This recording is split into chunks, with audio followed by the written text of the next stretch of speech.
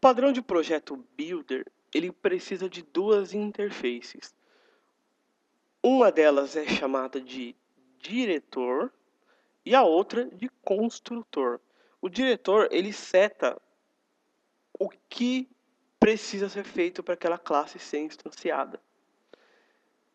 E o diretor informa e o construtor realmente instancia aquela classe e deixa ela pronta para a gente, tá? É como se o diretor ele fosse um controller e o builder, o construtor, fosse uma classe, uma model, no caso, tá? Onde ficariam as regras de negócio. Mas nesse caso aqui, o que eu vou fazer? Eu não vou criar uma interface e implementar porque não há necessidade. Eu não vou ter agora e provavelmente não vou ter nunca um outro builder aqui neste componente. Afinal de contas, a aula não vai prosseguir. Mas se eu fosse ter, eu poderia criar uma interface, uma classe, acho que nesse caso uma interface mesmo, não uma classe abstrata, e essa interface iria forçar a implementar aqueles métodos para ser carregado. Seria alguma coisa como se fosse o Pimple, tá? Que é usado, por exemplo, pelo Silex, tá? Um container de dependências, tá? Mas nesse caso aqui, só a classe já vai resolver para a gente, tá? Volta lá no conceito de interface segregation. Abstrai a ideia de que ele fala sobre interfaces. Você não deve implementar alguma coisa que você não vai usar, tá? Se você não vai usar, para que escrever? Tá? Começa pensando por aí, tá? Esse é o pensamento que eu estou usando aqui, tá? Até porque, num futuro, se eu precisar voltar, criar, estender isso, eu sempre tenho a possibilidade de voltar, tá? E alterar e correr o risco de ter problema com isso, mas eu vou correr o risco dessa vez. Então, o que eu vou fazer aqui, então? Eu vou primeiro criar o construtor. O meu construtor, minha classe, chama Builder. E o que eu vou fazer aqui, então? Vou dar um public function e vou chamar attributes. Vai receber minha classe attributes. Eles estão no mesmo nível de namespace, então eu posso manter assim, ó, attr, preguiça de escrever muito, igual a null. E aqui o que eu vou fazer? Sempre que eu receber, eu vou simplesmente vir aqui. Mentira. É array. E sempre que eu receber, eu vou vir aqui e vou dar um attr igual a new attributes e vou jogar aqui, ó. Posso até chamar diferente, ó. Chamar isso aqui, ó, de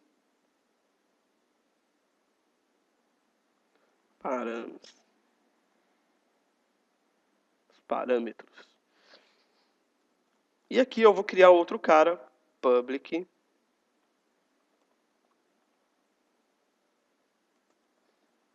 function, e vou chamar de call method. E ele vai receber aqui, e ele vai fazer o seguinte. Vou informar qual é a classe que eu vou usar, em formato de string, webdevbr, /html, /tags, /barra para escapar a própria barra, ponto UC first, primeira letra maiúscula, method, ponto e vírgula. Return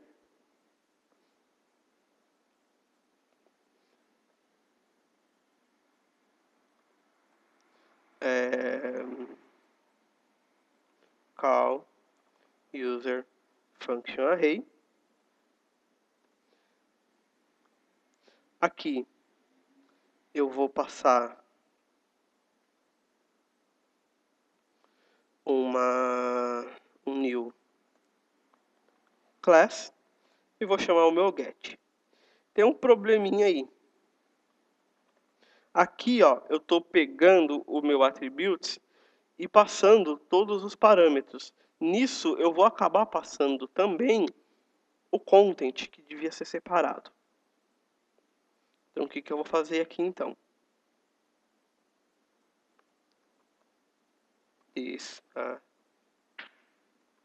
attributes.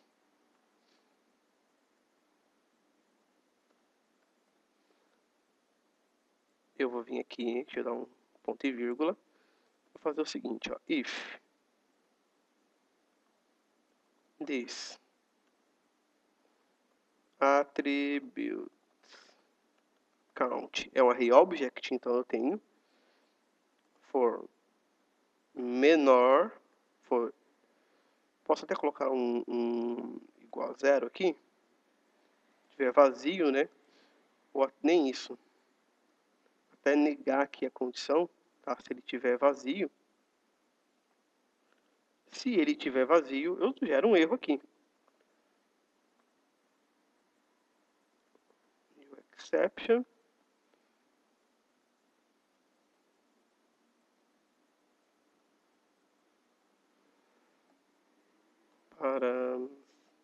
Parâmetros estão vazios.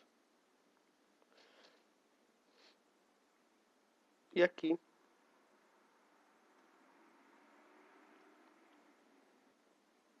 ou então fazer uma coisa mais interessante, vamos brincar um pouquinho com alguns recursos novos do PHP 7, acho mais legal. Vou vir aqui no Attributes, vou fazer assim, ó. Vou trocar o nome para parâmetros, params. Vou vir aqui dar um this content igual a params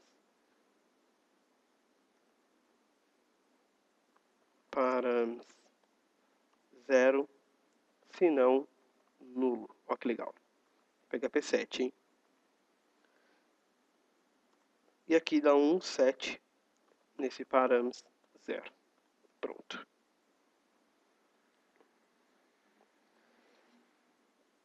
Agora eu sou obrigado a passar sempre esse parâmetro. Caso contrário, quando ele entrar aqui, ó, ele vai receber um valor nulo e vai dar erro.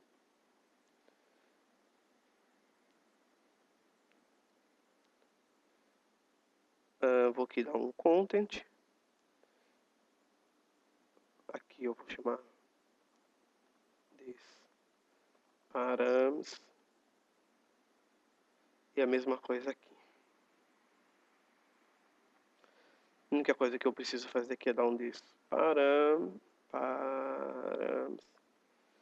E aqui proteger esse cara para ninguém ter acesso a ele e ficar bagunçando o meu código, né? Eu acho que isso aqui vai resolver bem. Então, eu seto os parâmetros no array, no formato que o call user function array precisa, tá? E passo aqui para mim tudo necessário e dou um return nisso. Então, eu tenho aqui o cara que está instanciando. Agora, eu vou mexer no construtor. Para o construtor, eu vou vir aqui, ó, vou apagar tudo isso que eu já tenho. Vou fazer assim, ó, public function builder. Tá?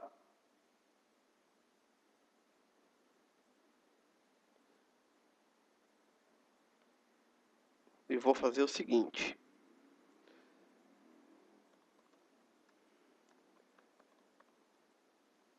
This method, this tag igual a new builder. Como que é o nome do meu método lá? Params. Aqui eu vou passar uma variável params. Posso encadear também para facilitar um pouco, ó, dar um return this.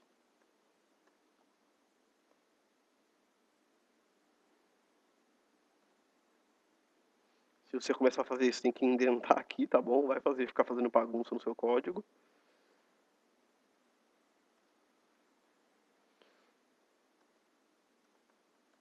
E aqui, um call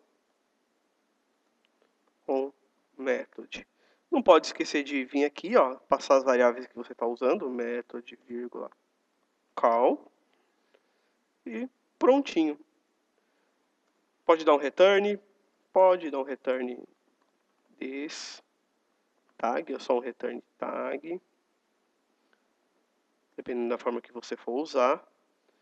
Aqui dá um protected, um public function, underline call, method params, chamar esse cara aqui, ó.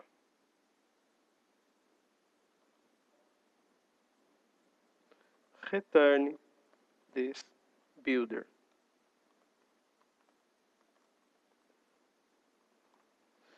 O bacana disso, tá? Aqui eu estou usando um método mágico também. O que ele vai fazer? Ele é executado quando você chama um método que não existe ou que está inacessível. Ou seja, que está inacessível. Se ele não existe, ele está inacessível. Então ele chama um método, ele vai chamar o método que está inacessível. Quando ele não existir, ele vai tentar executar esse call aqui se ele existir. Isso sempre acontece. Ele sempre tenta executar o call, tá? Mesmo que você não informe ele. Outra coisa também que você pode vir, caso você não veja problema, prefira usar ou não prefira usar, tem gente que não gosta, tá? Só dar um static aqui. E aqui, ó, um public static function call static, mesma coisa aqui.